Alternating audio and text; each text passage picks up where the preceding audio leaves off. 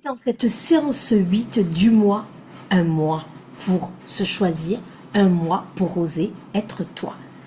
On est dans la séance 8 et aujourd'hui on va parler de tu vas oser te choisir. Oui, oui, tu as bien entendu. Tu vas oser te choisir même si tu as peur. Oui, ça, la peur, ça y est, on y vient. J'avais dit, je t'avais promis dans la séance 6 et 7 que je parlerai de la peur. Et bien, c'est aujourd'hui que nous allons en parler. La peur, c'est un sujet que tout le monde connaît, et oui, tout le monde, les plus grands sportifs, les plus grands dirigeants, les acteurs, les artistes, les femmes et les hommes lambda, ceux qui disent qu'ils n'ont pas peur, ben, je peux te dire que... Oh, ça fait longtemps que je l'ai pas sorti. Oh, ça fait longtemps que je l'ai pas sorti. Oh là, ça t'avait manqué. Ceux qui ne connaissent pas, c'est mon pipo pipo. Pipo pipo. Quand je fais pipo pipo, ça veut dire que tu te racontes des cracks. D'accord? Et là, je pense qu'on est vraiment là-dedans. Oh, ça faisait trop longtemps que je l'avais pas sorti. Ça fait du bien. Donc, pour le coup, ben, la peur, c'est normal d'avoir peur. D'accord? La peur, c'est une émotion qui est normale. D'accord?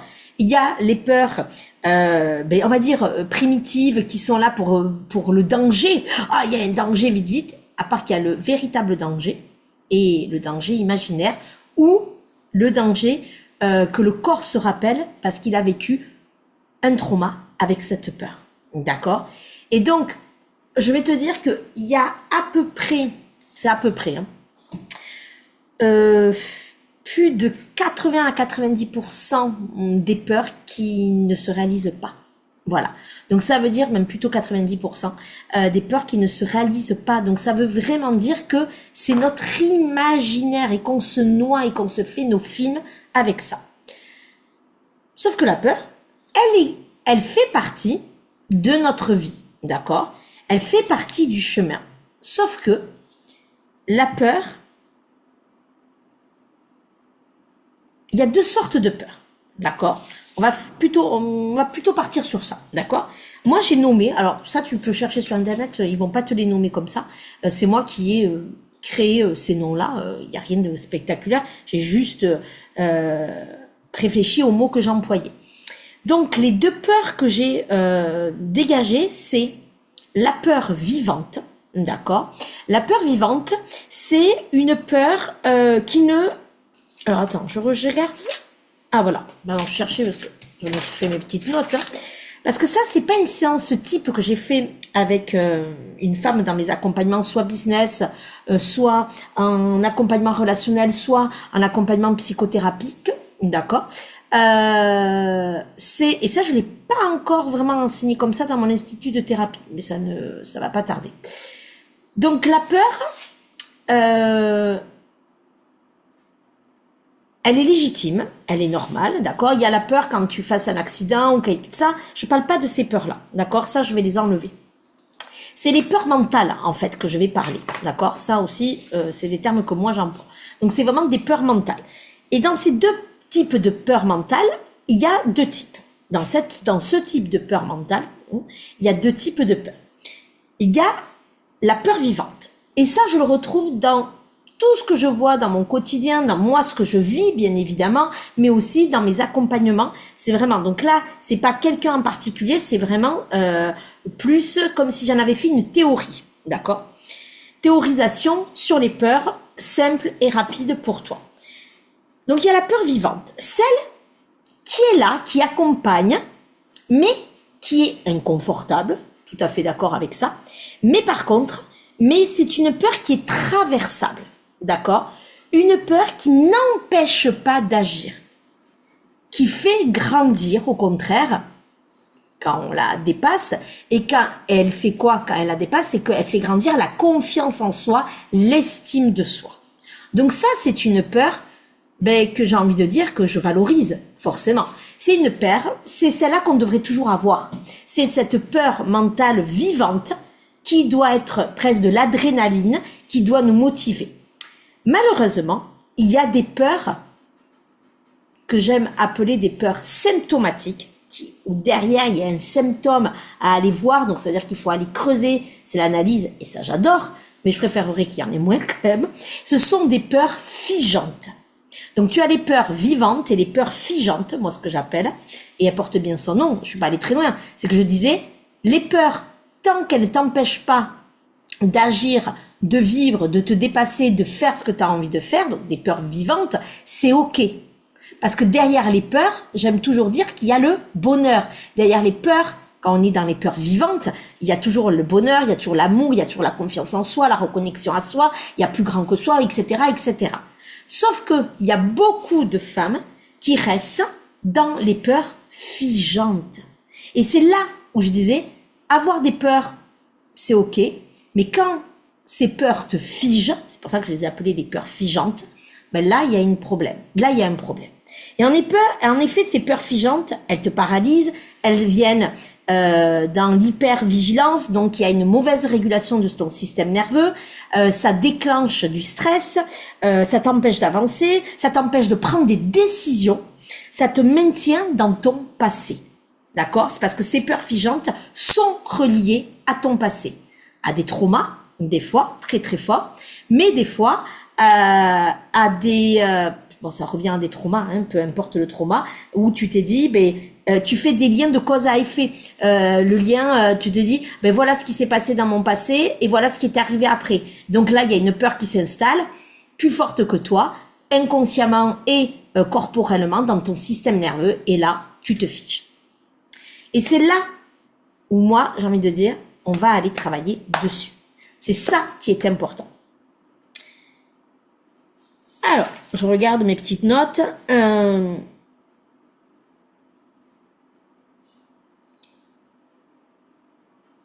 Par exemple, je le vois beaucoup dans des femmes, on prend des femmes, mais il peut y avoir des hommes, bien évidemment, des femmes qui n'arrivent pas à leur objectif et qui n'arrivent pas à se mettre même dans leur objectif. Que ce soit, on le voit beaucoup dans des objectifs professionnels, à changer de boulot. On le voit aussi dans dans le sport ou dans le poids. Aussi, on le voit dans le fait d'être accompagné. Ça, j'ai eu pas mal de femmes qui m'ont dit, avant de venir être accompagnées par moi, elles ont été pendant plusieurs mois, voire plusieurs années, dans une peur figeante, mais vraiment, parce que, mais qu'est-ce qu'il y avait derrière? D'accord? Et elles se donnaient souvent comme excuse, mais ça peut être pareil pour le professionnel, ça peut être pareil dans tout. C'est souvent, qu'est-ce qu'il y a comme excuse? On n'a pas le temps. Alors ça, c'est vraiment pas vrai du tout, du tout, du tout. Et l'argent, souvent. Et ça aussi, ça, quand après elles analysent, elles me disent, mais c'est marrant, quand à un moment donné je suis sortie de ça parce que ça devenait insupportable. En fait, la peur, on arrête d'être figé parce que ça en devient vital. C'est ça, en fait. Pourquoi? Parce que ça en devient proche en disant, là, je ne peux plus, c'est fini. Donc, ça arrive à un trop-plein. Alors que si on l'avait traité avant, ce trop-plein, on n'arriverait pas à des peurs figeantes, mais à des peurs qui sont vivantes et qui sont OK. Avoir peur, c'est OK. C'est une émotion normale, classique, elle fait partie de la vie. La vie sans peur, ça n'existe pas. Vraiment. Et si on n'a jamais de peur, ça veut dire qu'on ne se fixe plus aucun objectif un peu challengeant. Ça veut dire qu'on reste dans notre zone de confort. Et on a le droit de rester dans notre zone de confort pendant des mois, même des années. Mais à un moment donné, souvent, et on le voit, moi je le vois beaucoup dans ma vie professionnelle, dès que je repasse à certains objectifs, dès que je me challenge sur des choses, ou dès qu'il y a des nouveaux projets, ou dès qu'on me propose, la peur revient. Mais est-ce que la peur me fige en me disant, mais non, je refuse, ou ça? Jamais. Jamais. Ça, c'est sûr que dans ce domaine-là, voilà. Sauf si je peux refuser, si je sens que ce n'est pas du tout le projet qui me convient. Mais ça, c'est pas une peur. Vous voyez? Donc ça, on n'est pas là-dedans. Mais ça, par contre, je peux l'avoir dans d'autres choses. Hein. Ça peut être intéressant d'aller voir pourquoi. Et on va en parler dans quelques minutes. Donc, ces peurs-là, par exemple, la peur d'être accompagné, la peur de changer de travail, mais ça va être une logistique, ça veut dire que c'est pas le bon moment, ça aussi. Je n'ai pas le temps, ce n'est pas le bon moment, et l'argent, ce sont les excuses les plus courantes. Ces trois, ce sont des excuses. Ça veut dire que ce n'est pas vrai. Parce que je peux vous promettre que quand 1 an après, 2 ans après, elles arrivent parce qu'en fait c'est le trop plein et que là c'est encore plus dur à rattraper. Hein. Voilà, c'est beaucoup plus difficile parce qu'il y a eu ces années-là d'épuisement. J'ai fait une vidéo sur l'épuisement et ça va être important, c'est là aussi de l'écouter. Ben en fait, qu'est-ce qui arrive? Ben en fait, ce qui arrive, c'est que la personne, elle arrive et que finalement le temps, le bon moment et l'argent ne sont plus un problème, alors que c'est les mêmes conditions de vie. C'est juste qu'à un moment donné, ben ça devient vital. Et quand ça devient vital, c'est là où ça peut être dangereux. Donc je vous invite vraiment à vous poser et à regarder. Par exemple, si tu souhaites être accompagné pour faire ce travail psychologique, mais qui n'est pas un travail forcément parce que tu es au bord du gouffre, mais j'en ai plein qui viennent parce que elles vont bien, mais elles ont envie de comprendre qui elles sont dans leur vie, elles ont envie, certaines c'est parce que vraiment il y a une détresse émotionnelle et c'est ok, mais en fait tout est ok. Mais en tout cas, elles se choisissent. Elles veulent être elles. Voilà. Et ça, c'est important. Et souvent, quand il n'y a pas le temps, mais c'est marrant, le temps, elles le trouvent. Quand il n'y a pas l'argent, mais finalement, quand elles se rendent compte, parce que ça, n'oublie pas, dans la vidéo sur le lâcher prise, je te dis, un des points, c'est de te poser dans ta réalité concrète. Et quand elles posent tout, finalement, elles se disent, mais en fait, je peux. Financièrement, je peux enlever ça et je mets ça. Ou finalement, elles peuvent. Et c'est là où c'est intéressant. Parce que la peur les fige. Et donc, c'est ça qu'on va aller voir.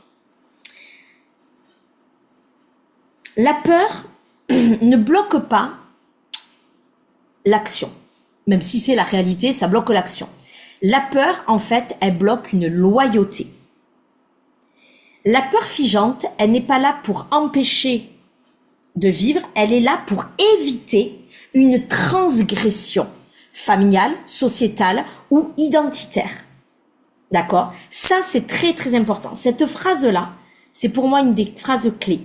La peur protège une loyauté et la peur figeante n'est pas là pour empêcher de vivre. Elle est là pour te protéger. D'accord? Et elle est là pour aussi éviter une transgression. D'accord? Et j'ai noté même, je vais juste le retrouver. Mais non, c'était ça. Je pensais que j'avais noté... Ah si, c'est là, c'est juste après. Excuse-moi, j'avais noté. Derrière la peur, il y a toujours l'amour, comme je t'ai dit tout à l'heure, le bonheur, mais inconsciemment, et ça, c'est très très important, il y a la peur de quoi? Et en règle générale, c'est quoi? La peur de perdre le lien. La peur de ne plus appartenir à un système. Soit un système familial, d'accord? Un clan, soit un système sociétal, social ou identitaire. Ça veut dire quoi? C'est une peur de devenir quelqu'un d'autre ou une peur de devenir quelqu'un qu'on n'a pas le droit, je cherchais comment je pouvais le tourner, de la peur de devenir quelqu'un qu'on n'a pas le droit d'être, du moins dans son imaginaire ou dans ce qu'on a entendu. Donc ça veut dire que tout ça, toutes ces peurs-là que je t'ai données, ce sont des peurs qui font écho à l'ancien, au passé. Et ça va être très très important. La peur figeante, et même la peur vivante, on va dire, elle apparaît quand on se choisit et quand on décide de fonctionner différemment. Parce que ce moment-là ne nous convient plus ou qu'on a décidé de passer à autre chose, bon, peu importe, hein, d'accord? Se choisir, c'est risquer de sortir du rôle que l'on s'est mise dans les étiquettes. Le rôle de la petite fille parfaite, le rôle de la fille forte, de la fille autonome, de la fille qui gère, la fille qui n'a pas envie de déranger, peu importe le rôle et l'étiquette que tu t'es mise. Donc la peur, elle arrive au moment où tu es prête à passer à autre chose, à ton prochain niveau d'expansion, peu importe à ce que tu as envie de mettre derrière. Mais la peur, elle apparaît quand tu es prête, en fait. Et soit ça en devient une peur vivante, voilà, qui te donne finalement, il y a peur, mais il y a du challenge, donc il y a de l'excitation, il y a de l'adrénaline, ou soit ça en devient une peur figeante, qui, elle, est rattachée à ton passé, et qui est rattachée à tes peurs les plus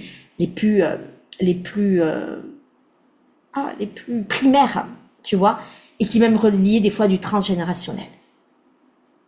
Donc, on ne supprime pas la peur. On change sa relation avec elle. Et c'est en changeant sa relation avec elle, en l'apprivoisant, en l'aimant, en étant bienveillante, en l'écoutant, vraiment, en écoutant le symptôme qu'elle voulait te dire, ou en écoutant, quand c'est une peur vivante, en l'écoutant malgré tout, c'est là où on avance. Et c'est là où on la dépasse. Alors, comment on va dépasser ça? Déjà, je vais te demander, premièrement, de regarder une peur que tu as déjà traversée, mais même une peur minime. Que ce soit une figeante ou une vivante, je m'en fiche, c'est une peur que tu as dépassée. Quelle est la peur que tu as dépassée? Peut-être que c'est la peur d'aller voir un professionnel ou passer ou faire un bilan de compétences, ou peut-être une peur de monter ton entreprise, ou peut-être une peur d'aller voir ton patron, ou peut-être une peur d'aller parler à ton mari d'un sujet important. Quelle est la peur que tu as dépassée, même minime? Ok? Donc tu dois me la nommer. Donc, tu prends un stylo, tu prends un cahier et tu me la nommes. Ok? Et ensuite je vais te demander, qu'est-ce que tu as fait concrètement pour dépasser cette peur? Donc, tu avais cette peur. Tu l'as dépassée. Donc, le point A, c'est ta peur. Qu'est-ce que c'est ta peur? Le point B, toujours le petit stylo. Point A, donc je remets, c'est la peur que tu as. Le point B, c'est la peur que tu as traversée. Donc, c'est la finalité. Qu'est-ce qui s'est passé? Voilà. Et entre, ben, c'est le comment tu as fait. C'est le pont. Comment tu es arrivé au point A où tu avais peur et au point B où tu étais où t'es arrivé à ce que tu voulais, c'est le pont. D'accord? Donc dans ce pont, quels sont concrètement, qu'est-ce que tu as fait concrètement? Alors ça peut être dans l'être et dans le faire. Rappelle-toi un exercice du lâcher prise, ça un petit peu. Donc qu'est-ce que tu as fait? D'accord? Qu'est-ce qui t'a aidé? Ok? Donc ça c'est les premières questions. Une fois que tu as répondu à ça, donc c'est le pont. Ben, c'est voilà ce que j'ai dépassé, voilà l'objectif que j'ai atteint. On va mettre ça comme ça. Ok. Mais qu'est-ce que ça a changé et qu'est-ce que tu as ressenti quand tu étais à ce point B? Et on peut même regarder comment tu étais, qu'est-ce que tu pensais, qu'est-ce que tu ressentais comme émotion dans le point A. Et à la fin, c'est comment tu le vis dans le point B. Eh bien en fait, ce pont. Alors ce pont, souvent, il va avoir un travail sur soi, il va avoir de l'être, il va avoir du faire. Je te laisse voir qu'est-ce que ça peut être. Et tu verras que la confiance, elle apparaît soit sur le pont, soit à l'arrivée du point B. La confiance n'est jamais au départ. Soit elle est sur le pont, mais même des fois, elle apparaît très vite sur le pont, soit elle apparaît complètement à la fin du pont, soit elle apparaît au point B. La confiance vient toujours sur le chemin ou après, mais pas avant. Sauf si tu te rappelles, parce que là, maintenant que tu vas avoir ça, tu vas avoir ça, c'est sauf si tu te rappelles que, en te disant, ah ben j'ai pris cet exemple-là, ah ben maintenant là j'ai peur, donc je me mets dans la confiance parce que je sais.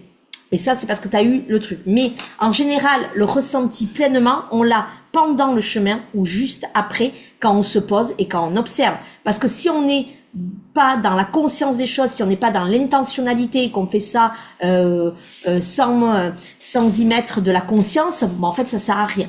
Voilà, on se rend pas compte et ça ne sert à rien. Donc, c'est pour ça que c'est important. D'accord?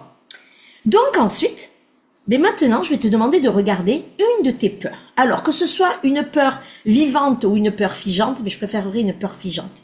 Mais une peur figeante, ça demande un vrai travail de fond et je te demande d'être accompagné dans ces cas-là. Mais la peur figeante, mais tu vas aller voir, ou la peur vivante s'il faut, mais la peur vivante, normalement, tu peux la traverser. Donc c'est pour ça. Mais la peur. Tu dois aller voir une peur là que tu as actuellement. Tu vas aller voir, tu vas aller te poser la question de pourquoi ça te fige. D'accord? Qu'est-ce qui te fige? Raconte-moi l'histoire d'où ça vient. D'accord? En accompagnement, que ce soit business ou un accompagnement relationnel ou l'accompagnement en psychothérapie ou d'ailleurs dans mon institut de thérapie au cœur de l'âme, je tiens à le préciser parce que vous avez beaucoup de peur de devenir thérapeute. Donc on travaille ça. Donc c'est aller voir d'où ça vient ces peurs. Est-ce que ces peurs elles viennent du transgénérationnel? Est-ce qu'elles viennent d'un trauma? D'où elles viennent? Pourquoi cette peur qui en devient presque figeante ou qui est figeante, elle est là? Quel est le symptôme derrière? Ok, ça c'est mon job à moi. Parce qu'en général, vous n'allez pas assez profondément. Bon, c'est comme ça, c'est logique. Hein. On est le médecin, il se soigne pas lui-même, ou s'il se soigne, à un moment donné, quand c'est important, il va voir quelqu'un d'autre. Hein, voilà, parce qu'on n'est pas vraiment à son écoute, etc. Donc c'est pour ça que c'est important d'être accompagné, parce qu'on ne voit pas les angles morts. Parce que pourquoi on ne voit pas les angles morts, ce que j'appelle, pourquoi on n'arrive pas à tout voir? Mais parce qu'en fait, c'est peut être confrontant. Et si on n'est pas en sécurité avec soi-même, c'est important d'être avec quelqu'un parce que lui nous met en sécurité. Il y a ce qu'on appelle ce transfert qui se met en place et que c'est ça qui nous permet de pouvoir se dépasser. Voilà. Et de pouvoir aller voir ce qu'on n'ose pas s'avouer à soi-même. Voilà. Et ensuite, c'est notre métier aussi, c'est mon métier de faire les liens, de voir ce que vous ne voulez pas voir et de mettre en évidence ce qui a besoin d'être mis en évidence. Voilà comment j'avais envie de te partager sur les peurs. C'est un sujet que je pourrais aborder d'une autre manière. Il y a plein de manières d'aborder, mais là, je trouvais que c'était une manière qu'on aborde peu ces peurs-là, surtout de parler de peurs figeantes et vivantes, de voir que et que tout est faisable et de voir qu'en fait derrière ces peurs, il y a vraiment du positif qui nous arrive et que c'est juste un signal que c'est le bon moment, justement. Alors que toi, tu me trouves à chaque fois l'excuse que ce n'est pas le bon moment. Voilà ce que j'avais envie de te partager. Si tu souhaites que je t'accompagne dans tes peurs et dans ce dépassement pour oser te choisir et oser être toi, tu sais ce qu'il te reste à faire. C'est prendre ta séance découverte que je t'offre de 30 minutes. Ensemble, on discute peut-être de ce sujet de la peur et ensuite on voit quel est l'accompagnement qui te convient le mieux et si je suis la bonne personne pour t'accompagner, bien évidemment. Attention, je ne te dirai pas qu'il reste 2 places, 3 places, parce que pas du tout. J'ai augmenté j'ai augmenté le nombre de places parce que, comme je te l'ai dit, 2026, j'ai encore envie d'accompagner en individuel. C'est mon dada en ce moment. Peut-être que d'ici 6 mois, 1 an, ça ne le sera plus. Ça sera ok. Voilà, tout évolue, tout est, voilà. Donc, j'ai hâte de t'accompagner, que ce soit dans mon école de thérapie, que ce soit en business ou que ce soit en psychothérapie individuelle ou en duo. Je t'embrasse et je te dis à très vite.